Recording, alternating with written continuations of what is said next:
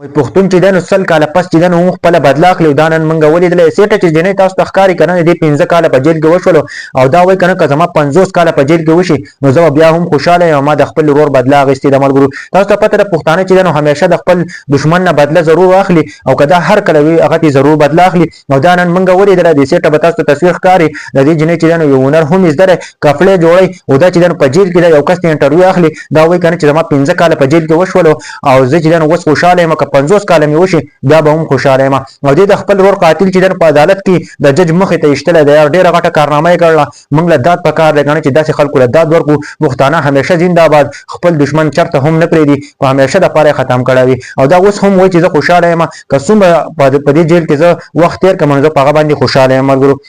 ریسټ چې تاسو جنې ښکاری کنه په 2020 کې چې ده نو د جنې لګېدلې و او د چې نو یو کس لګېدلی او د دې ورور ایشتلی او ورور ول مکمل تور باندې ختم کړو چې کله ول ورور ختم کو نو دغه کس چې ده نو بیا عدالت ته او د دې جنې سره بچی نو کیس کولو نو د جنې چې ده هم غوسه شوله هم زما ورور ایشتلی دی هم چې زما سره کیسونه کوي نو دا چې نو د جنې چې ده نو دا خبره وکړه چې ما ته د خپل ورور یادونه راتللو د خپل ورور ژوندۍ ما ته راتلله نو چې نو ډیره زیاته غوسه شوم او ما چې تو مانچا سره واغستله په عدالت کې چې نو تاریخ لتللو چې د عدالت کې چې د جج مخې ته دا جنې ولګېدله او دې چې نو د خپل ورور قاتل چې نو هغه ویشتلو کله چې ویشتلو هغه د دنیا نه رخصت کو دغه نه پس چې نو د جیل ته ویوړل دا اوس په جیل کې ده د دې 15 کاله وشول خدای چې نو وایي زه فخر کوم چې ما خپل ورور قاتل چې نو هغه ختم کړی دی وایي که زه 50 کاله چې نو په دې جیل کې یم نو هم ماته څه مسله نشته ده ځکه چې ما د خپل ورور قاتل ختم کړی دی ما د دنیا نه رخصت کړی دی سیټه به تاسو جنې ښکاري کنه چې دا کپړې جوړی دې یو هنر یې زده دی او بلکې زمونږ په پاکستان کې چې نو چرته هم انصاف نشته دی دله چې نو یو واټ پکارو پښتانه همیشه زنده باد چې خپل دشمن چرته هم نه ماف گئی او دا بالکل د غیرت کار کړی دی چې دې کار کوټ کنه نو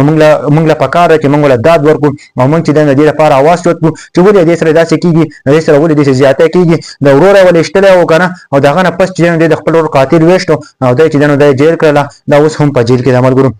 ویډیو مطلب مقصد دا چې ده کنه چې پښتانه خپل دشمن چرته هم نه پرېږدي همیشه ته بدل اخلي سل کاله پس چې نو هم